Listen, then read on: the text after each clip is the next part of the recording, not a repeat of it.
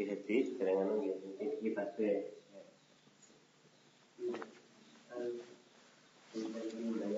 gratis ya kehati.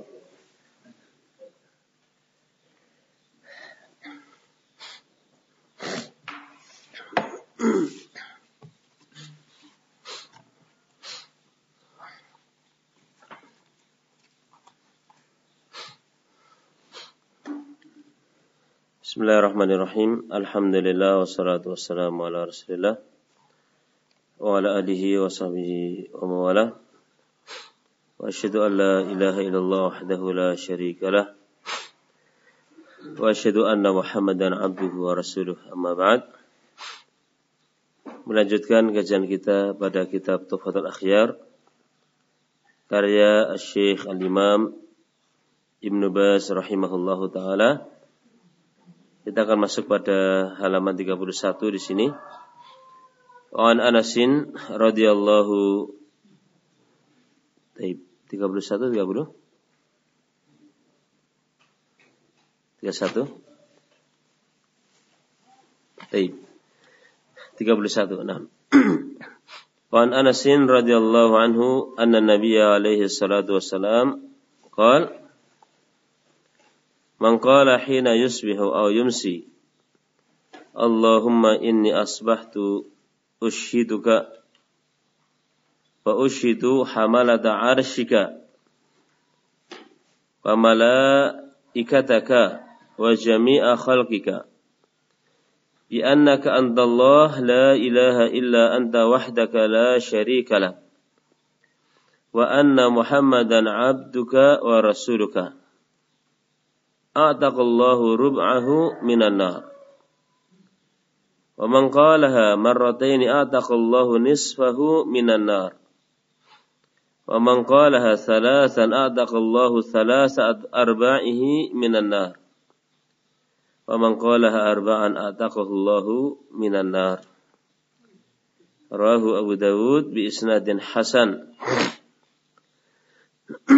Dari Anas radhiyallahu anhu bahwa Nabi sallallahu alaihi wasallam bersabda, barang siapa yang mengatakan ketika di pagi hari atau sore hari, Allahumma inni asbahtu, ya Allah, sungguhnya aku berada di pagi hari, ushiduka, menjadikan engkau sebagai saksi, wa ushidu hamalat arsyik, dan menjadikan para pembawa arsy-Mu sebagai saksi, wa malaikataka, dan menjadikan para malaikat-Mu sebagai saksi, wa jami'a khalqika, dan menjadikan seluruh makhluk-Mu menjadi saksi, bi annaka antallah, Engkau adalah Allah, la ilaha illa anta, tidak ada sembahan yang hak selain Engkau, wahdaka la syarika lak, tidak ada sekutu bagimu,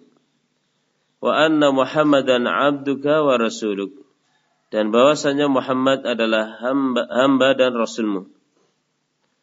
Orang yang mengatakan seperti ini satu kali, maka Allah akan bebaskan seperempat dari tubuhnya dari api neraka. Barang siapa yang mengatakannya dua kali, maka Allah bebaskan separuh tubuhnya dari api neraka. Barang siapa yang mengatakannya tiga kali, maka Allah akan bebaskan tiga perempatnya dari tubuhnya dari api neraka. Dan barang siapa yang mengucapkan 4 kali, maka Allah bebaskan dia dari api neraka. Hadis riwayat Abu Dawud dengan sanad yang baik, sanad yang hasan. Ini diantara wirid yang diajarkan oleh Nabi alaihi salatu wassalam. Seseorang membaca di pagi hari dan di sore hari, Allahumma inni asbahtu ushiduka, bukan asyaduka, ushiduka, wa ushidu hamalata arshika wa malaikataka wa jami'a khalqika. Ya Allah, aku berada di pagi hari. Ini kalau di pagi hari. Kalau di sore, Allahumma inni amsaitu. Ya Allahumma inni amsaitu. Diganti dengan amsa yumsi. Amsaitu. Ya Allah, sesungguhnya aku berada di pagi hari menjadikan engkau menjadi saksi. Menjadikan para pembawa arsy-Mu sebagai saksi. Menjadikan para malaikatmu dan seluruh makhlukmu menjadi saksi. Engkau adalah ilah yang tidak ada sembahan kecuali engkau. Ini pernyataan yang tulus seorang mukmin. Allah Subhanahu wa taala satu-satunya zat yang berhak diibadahi, dan bahwa Muhammad adalah hamba dan utusan Allah yang harus ditaati.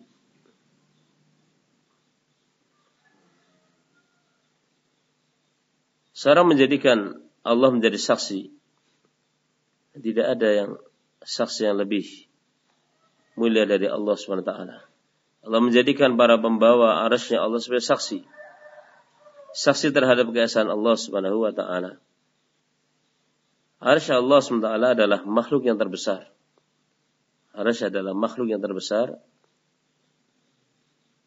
Dia seperti kubah untuk alam semesta. Kubah itu sesuatu yang di tengah dan paling atas. Itu namanya kubah. Dan surga yang tertinggi itu Firdaus. Itu di bawah arsy pas. Menunjukkan bahwa arsy ini makhluk yang sangat apa? Sangat besar. Maka sebagian ulama mengatakan paling besarnya apa? Makhluk adalah arsy. Dibawa oleh malaikat.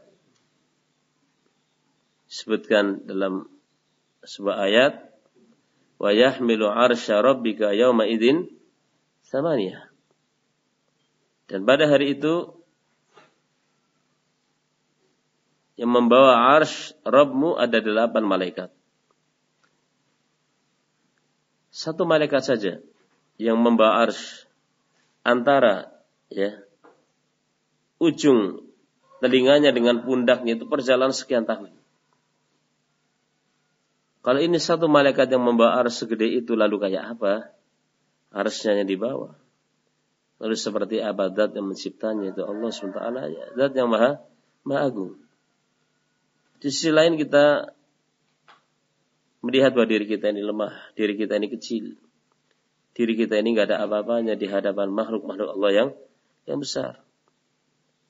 Ketika kita ini makhluk yang kecil, untuk apa kita menyombongkan di hadapan syariat Allah? Untuk apa kemudian kita menentang Allah SWT, sementara kita makhluk yang hina, yang kecil seperti ini?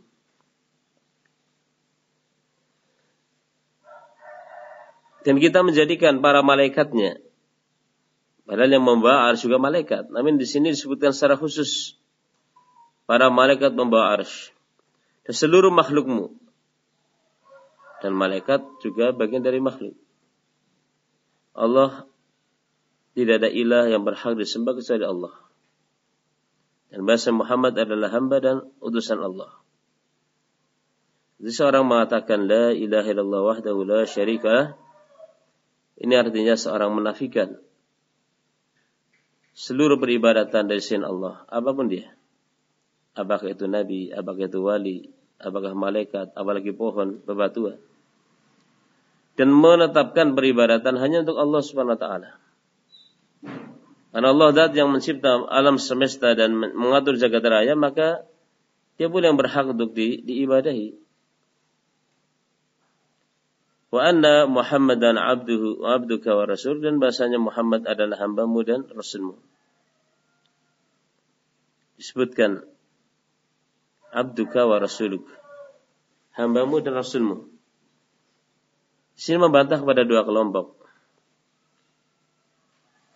Pada kalimat abduka dan bahasanya Muhammad adalah hambamu,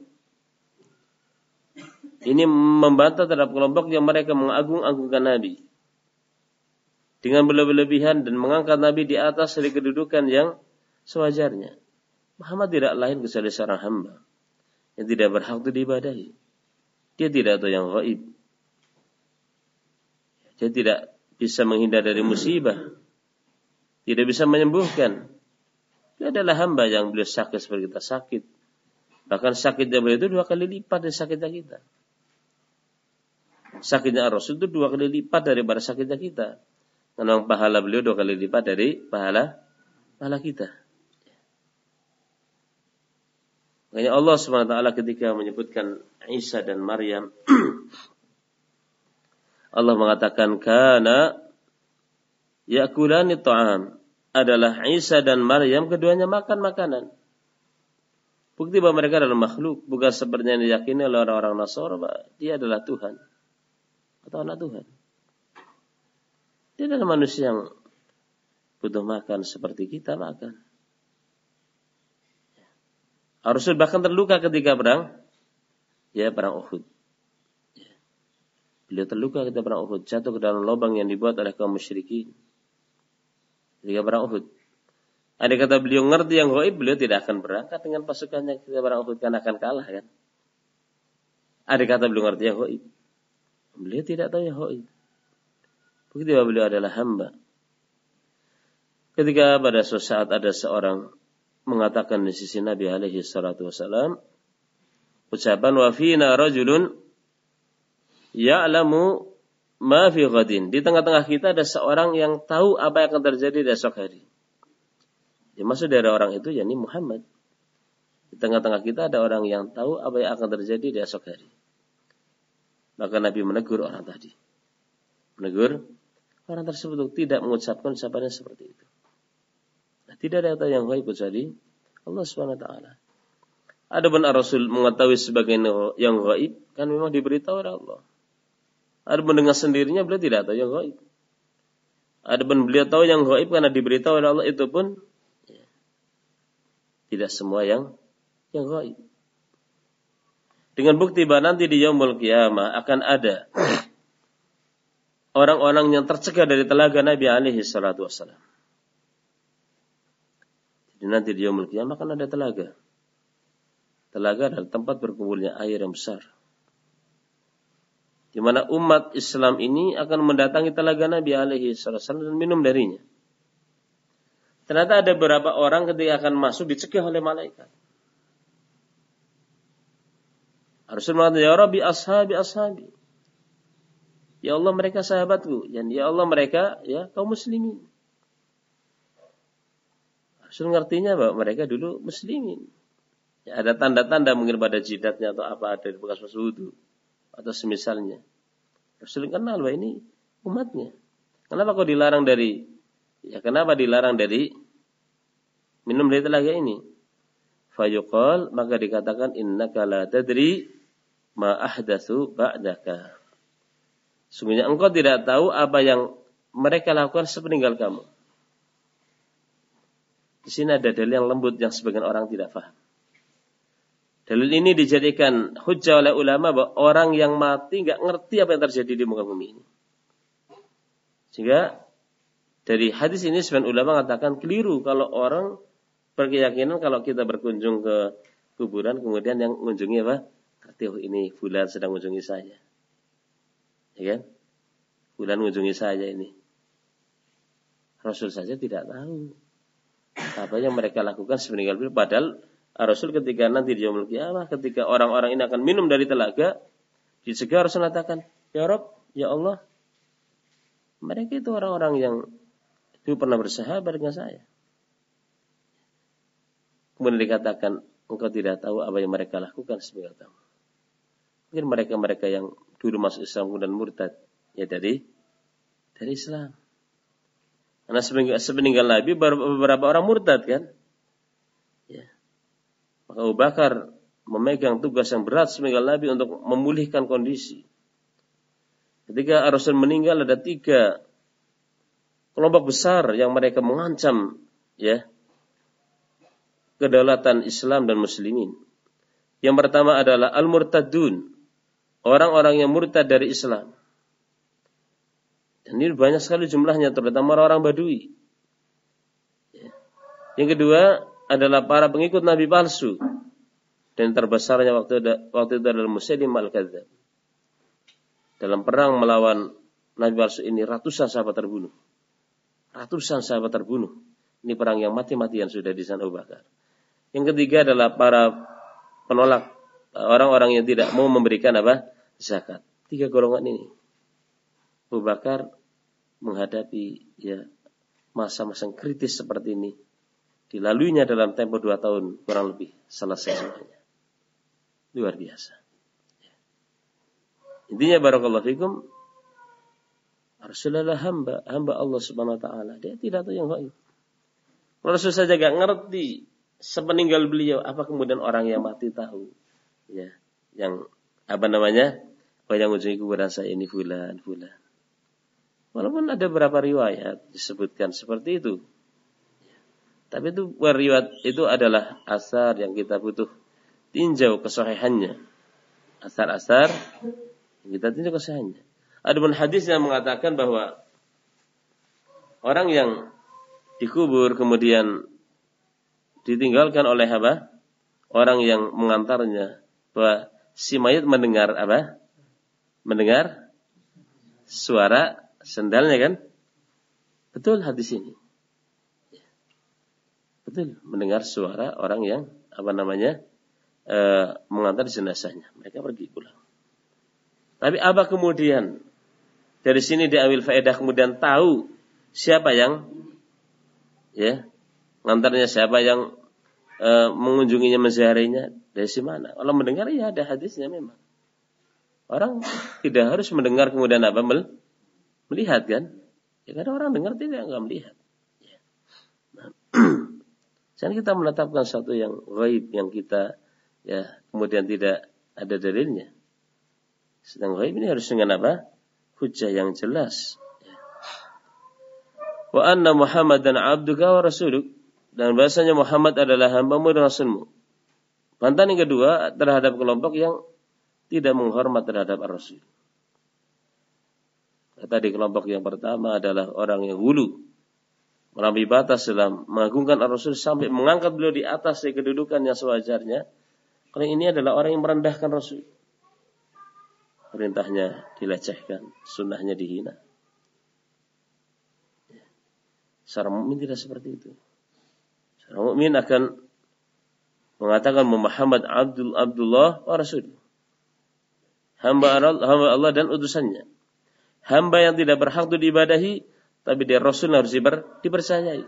Perintahnya kita jalankan, larangannya kita jauhi. Ini Rasul. Dan predikat seorang menjadi Abdullah, hamba Allah, predikat yang tertinggi yang dicapai oleh seorang. Makanya ketika Rasulullah SAW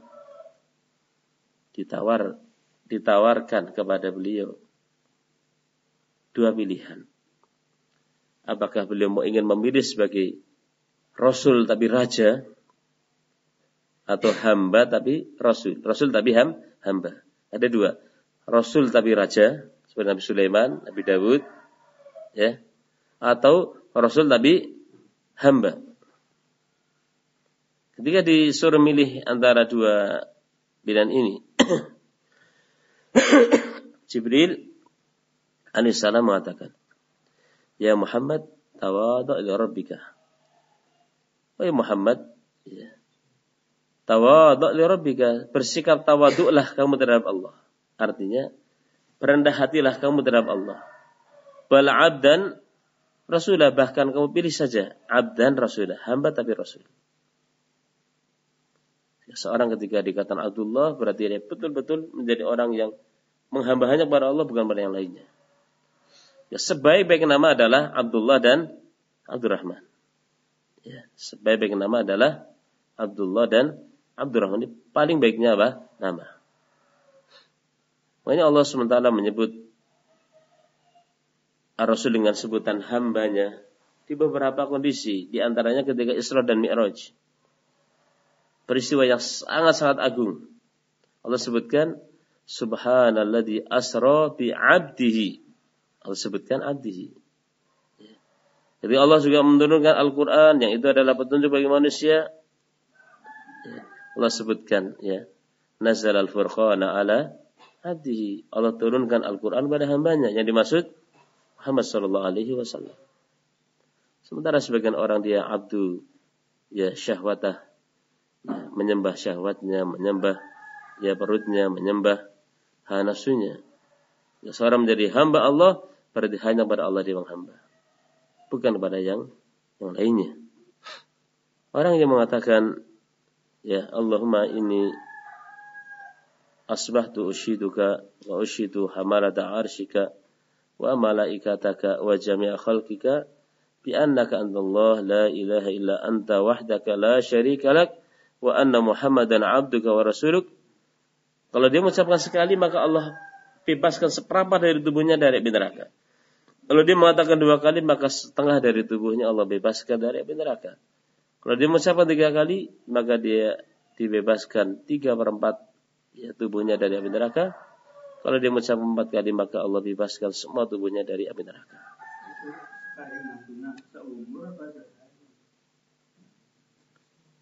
Yang dimaksud dia sehari. Ya, ini sehari seperti itu. Dia mengatakan seperti itu. Ya.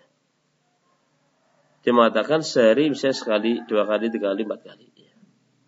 Tapi tentunya barakallahu fikum, ini ada hal yang penting. Yang namanya janji-janji dari Allah Subhanahu wa taala sama pula dengan apa yang terkadang di tengah-tengah manusia lakukan, bahwa yang namanya janji itu akan terpenuhi dengan terwujudnya syarat dan tidak adanya menghalang.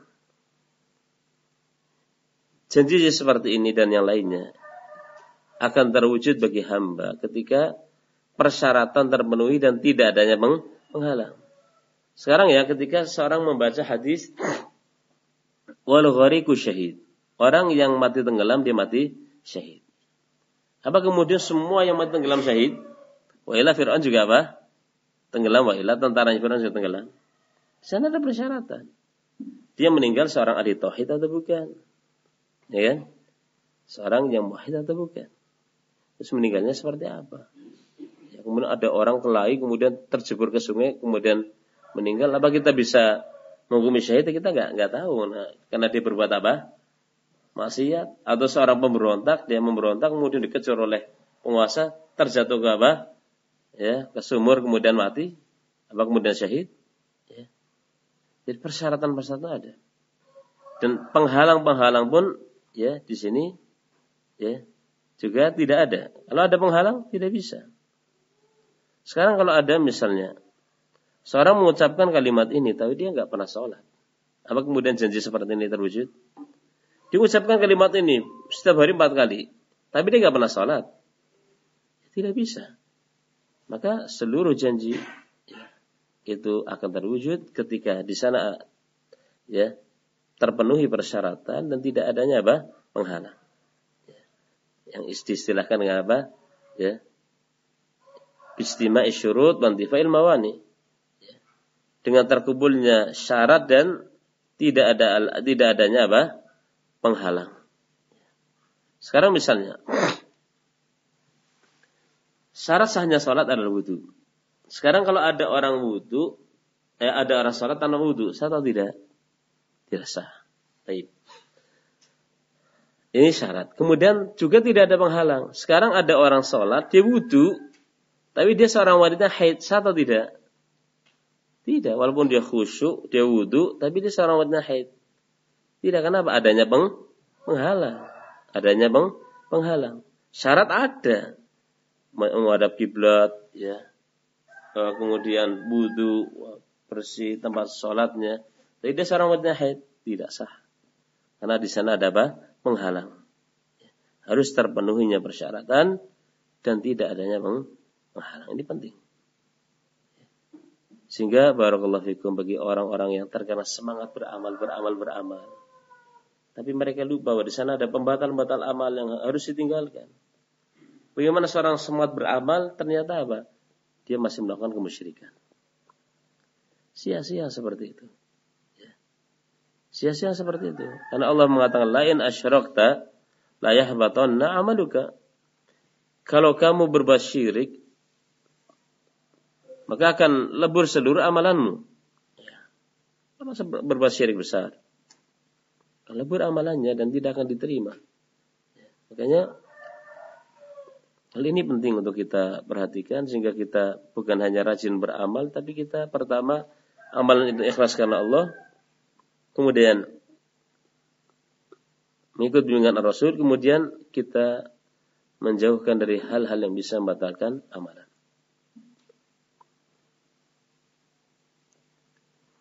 Di sini barakallahu fikum, salah satu wirid yang bisa membebaskan seorang hamba dari azab Allah Subhanahu wa taala, yang inti dari wirid ini adalah pernyataan yang tulus bahwa Allah Subhanahu wa taala satu-satunya zat yang berhak diibadahi, bukan yang lainnya, dan bahwa Muhammad adalah hamba Allah dan Rasulnya. Hamba yang tidak berhak itu diibadahi, hamba yang tidak memiliki hak ketuhanan. Beliau adalah Rasul yang harus ditaati, larangannya dijauhi, dan kita beribadah kepada Allah sesuai dengan beliau alaihi salatu wassalam.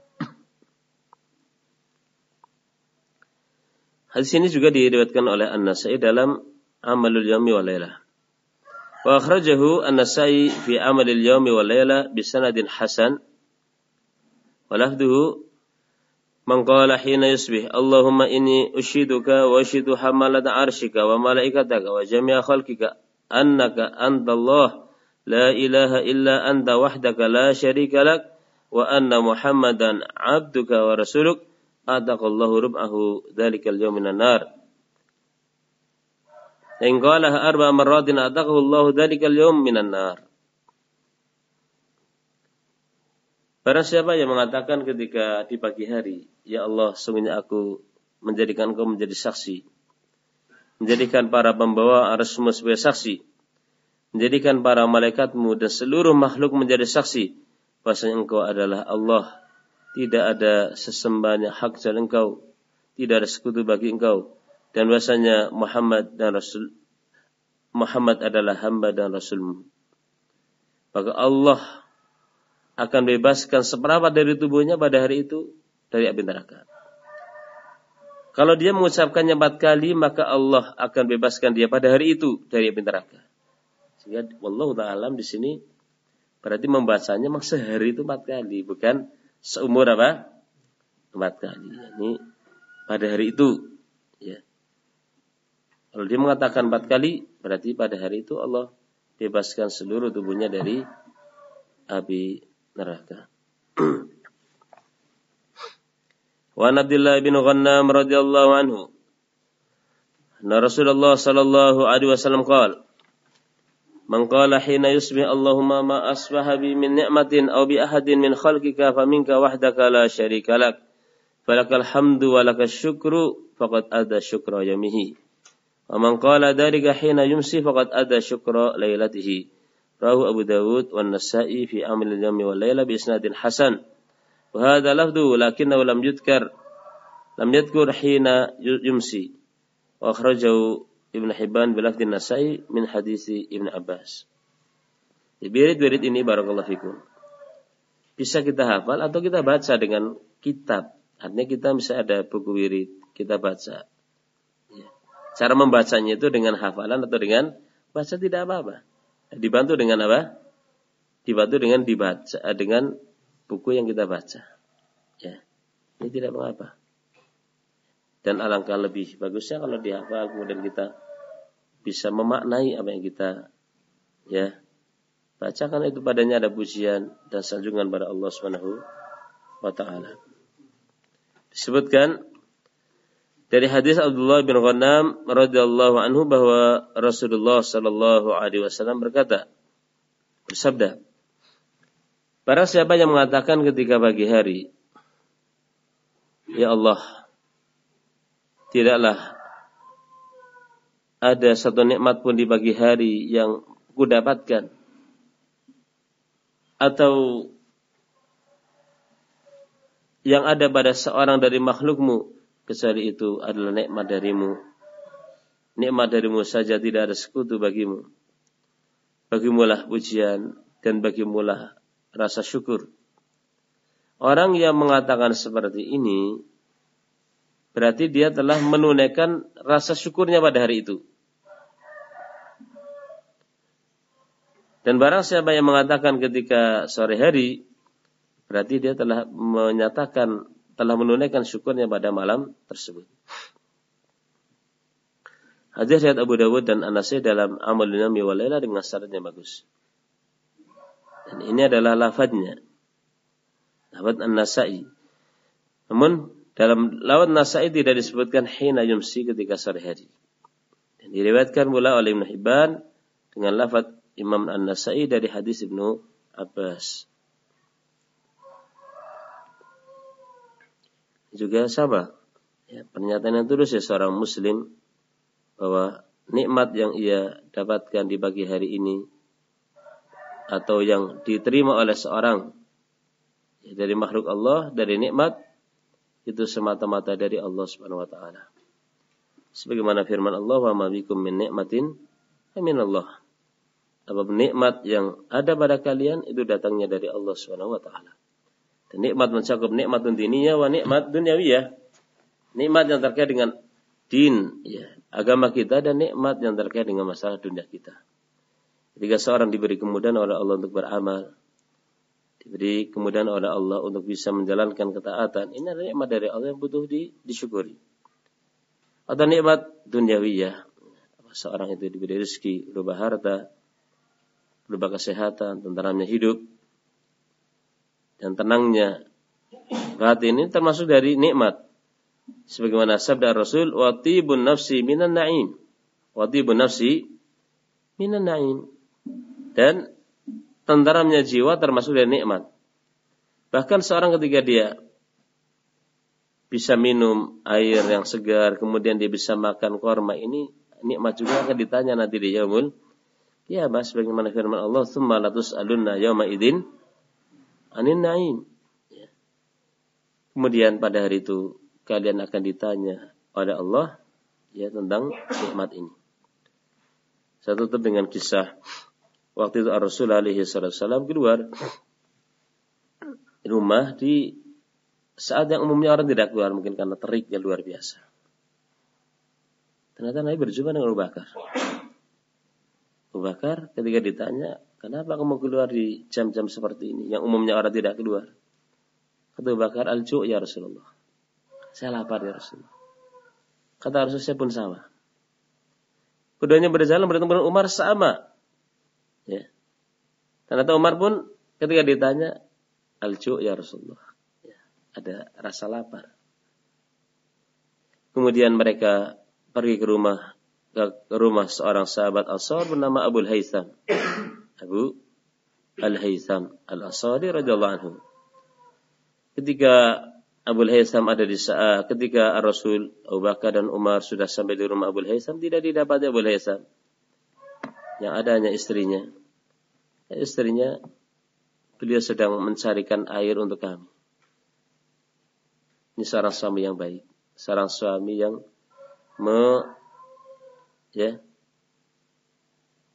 mencarikan hajat kedua untuk kebutuhan keluarganya.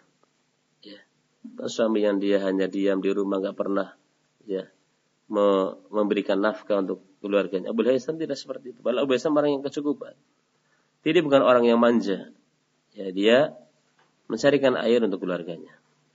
Tidak berapa lama Abu Haytham datang. Betapa senangnya Abu Haytham ketika didatangi oleh tamu-tamu agung ini. Ya. Maka mereka dibawa ke kebunnya. Abu Haytham ini orang punya kebun korma. Digelarnya tikar, kemudian Abu Haytham dengan cekatan dia mengambil air minum, kemudian dia naik di atas pohon mengambil buah korma yang segar.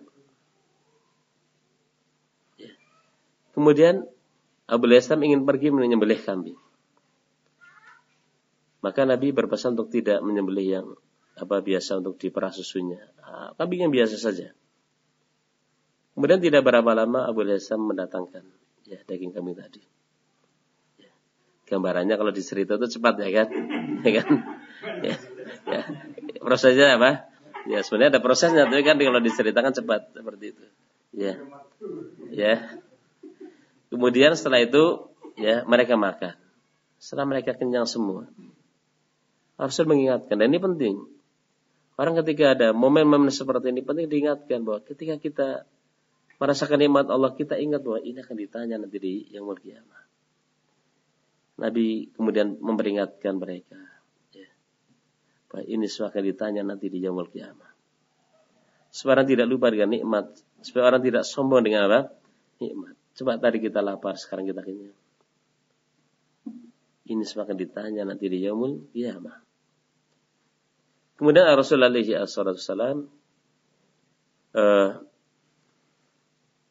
ingin berbalas budi karena orang yang telah berbuat baik. Maka bagaimana kita bisa membalas kebaikan orang? Nabi mengatakan nanti kalau datang budak, kamu datang kepada kami akan beri kamu budak untuk membantu. Karena Abu Haysam seorang pekebun yang mungkin butuh membantu untuk merawat kebunnya, atau menyiram kebunnya atau yang lainnya. Betul ketika telah datang para budak yang bisa membantu, Abu Haysam datang pada Ar-Rasul. Kemudian Abu Haysam disuruh milih. Silahkan kamu pilih mana yang kamu maui. Abu Haysam cerdas. Ya Rasulullah, tolong pilihkan untuk saya. Ini cerdasnya seorang sahabat. Karena kalau dia yang milih bisa keliru. Tapi kalau yang Rasul pilih pasti yang terbaik. Kata Rasul, ikhtar hadha fa inni ra'aitu yusalli. Pilih budak ini karena saya lihat dia ini sholat. Budak pun ternyata bertingkat-tingkat ya. Budak yang dia soleh tentu lebih utama kan. Rasul pilihkan untuk Abu Haysam budak yang terbagus. Ikhtar hadza fa inni ra'aituhu yusalli. Pilih budak ini karena saya melihat budak ini dia sholat. Kemudian Nabi berwasiat agar Abu Haysam berbuat baik kepada budaknya. Pulang ya Abu Haysam. Ini gambarnya bukan budak perempuan ya. Kalau budak perempuan mungkin istrinya cemburu. Ini budak laki-laki. Karena kalimat ikhtar hadza menunjukkan laki atau perempuan? Laki-laki. Fa inni ra'aituhu yusalli. Berarti laki-laki. Ingat, ini penting. Karena nanti akan panjang kisahnya. Ketika sampai di rumah, istri bertanya, apa pesan Rasul kepada kamu? Ya, pesan Rasul kepada saya disuruh berbuat baik kepada budak ini. Ingat ya, kalau ini budak perempuan mungkin istrinya Abu Haysam cemburu kan, ini laki-laki. Ya. Mungkin bisa meringankan beban Abu Haysam kan. Kata istri Abu Haysam, wahai suami, apa kamu tidak paham bahwa maksud dari Nabi, kamu merdekakan budak ini. Berbuat baik yang mana lebih baik pada budak lebih dari apa? Ya, memerdekakannya. Padahal Abu Haysam butuh. Jadi ketika istri yang ngomong seperti ini, Abu Haysam sudah saya lakukan, saya berikan budak ini. Ketika peristiwa ini sampai kepada Rasul memuji Abu Haysam dan istrinya. Memuji Abu Haysam dan istrinya. Di sini sebenarnya banyak sekali faedah yang bisa kita ambil, kita petik. Bahwa Rasul, Abu Bakar dan Umar, mereka adalah orang terbaiknya umat ini. Menimpa mereka apa yang menimpa orang lain dari rasa lapar. Ya kan? Mereka bukan orang-orang yang kebal kok. Mereka bukan orang-orang yang mereka berhari-hari enggak makan kuat. Mereka manusia. Ya, mereka lapar. Ya. Mereka keluar juga kena lapar. Ya. Kemudian Rasulullah alaihi wasallam paham. Ya. Karena orang kalau udah bergaul lama dengan orang itu kan paham karakter dan watak orang kan. Dan di sini Rasul bukan minta-minta. Ya. Rasul bukan minta-minta, bahkan bukan minta-minta, Umar bukan minta-minta. Ya. Dan Rasul paham dengan orang bergaul lama tentu orang paham ya kan. Ya, pergaulan itu akan mempengaruhi terhadap seorang itu dalam bertindak. Ya. Kalau misalnya kamu sudah terbiasa dengan teman kamu pakai sendalnya, sepedanya kan biasa. Tapi orang kamu nggak pernah kenal, tiba-tiba sepedanya kamu pakai, mungkin orang dikira kamu nyolong padahal kamu enggak kan. Sandalnya kamu pakai, kan beda. Beda dengan kamu udah biasa bergaul. Sementara ini satu kamar, kamu kadang pakai sandalnya ke kamar mandi. Orang selesai enggak apa-apa. Kalau kamu enggak pernah kenal sama orang, tiba-tiba sandalnya kamu pakai, sepedanya kamu pakai, masalah ini. Ya, masalah. Ya. Kemudian Abu Haysam sangat senang sekali dengan ditamui oleh orang-orang yang mulia ini. Ya, ditamui oleh orang mulia ini. maka dia menyuguhkan apa yang terbaiknya dari rutab, ya, korma yang basah yang segar, dan daging yang kambing. Dan mereka yang tadinya lapar kemudian kenyang, maka harus diingatkan bahwa ini nikmatnya akan ditanya. Ya. Sela-sela seorang itu ya senang, maka tetap diingatkan dengan apa?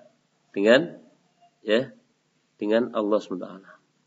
Seperti seorang mukmin, ketika dia dapat nikmat dia ingat Allah, ketika dia dapat musibah pun ingat Allah SWT. Kemudian Nabi alaihi wassalam ingin berbalas budi. Masa seperti itu sunnahnya. Orang kalau diperlakukan baik, maka dia berusaha untuk membalas. Rasul mengatakan, man sana'a ilaikum ma'rufan fakafi'u. Orang yang berbuat baik pada kalian, maka balas kebaikannya. Kalau kita memang bisa balas, kalau kita tidak bisa, cukup kita dengan apa? Mendoakan. Tersebut dalam riwayat An-Nasa'i, kalau seorang melakukan baik kemudian dia mengatakan kepada orang yang memperlakukan baik, jazakallahu khairan, ini sunnah. Kalau melakukan baik dia mengucapkan apa? Jazakallahu khairan, semoga Allah membalas kemudian kebaikan. Orang yang mengatakan seperti ini, dia telah tandas dalam memuji dan telah bersungguh-sungguh dalam membalas. Coba kalau doa tadi dikabulkan oleh Allah, seperti apa? Orang yang berbuat baik tadi dia mendapatkan balasan dari Allah. Jazakallahu khairan. Nah, diterima doanya, luar biasa. Pembalasannya besar. Kemudian ta'awunnya suami istri dalam kebaikan. Ta'awun az-zawjain alal birri, bekerja samanya suami dan istri dalam kebaikan. Boleh sama orang yang baik, istrinya pun orang yang baik, Ummul Haitsan. Keduanya ta'awun alal birri wat taqwa. Ini penting. Jangan seperti sebagian orang ketika suami ingin berinfak dicegah oleh istrinya. Jangan. Kita belum punya kulkas, kita belum punya mobil, kita belum punya motor. Nanti kalau kita udah kaya raya baru kita infak. La haula wala quwwata illa billah. Justru infak ketika seorang takut miskin ini infak yang paling besar. Adapun infak ketika seorang sudah sekarat baru infak, orang sudah nggak ada harapan hidup. Ini wajar. Orang ketika dia sehat, kondisi cita-cita masih tinggi, kemudian dia infak, ini luar biasa. Perang melawan hawa nafsu. Jadilah seorang wanita yang mendukung suaminya dalam kebaikan. Makanya Rasul menganjurkan untuk seorang memilih istri yang salihah yang akan mendukung suaminya dalam kebaikan. Insyaallah kita lanjutkan pada kesempatan yang akan datang. Wallahu ta'ala a'lam bishawab. Subhanakallah bihamdika asyhadu an la ilaha illa anta astaghfiruka wa atubu ilaik. Assalamualaikum warahmatullahi wabarakatuh.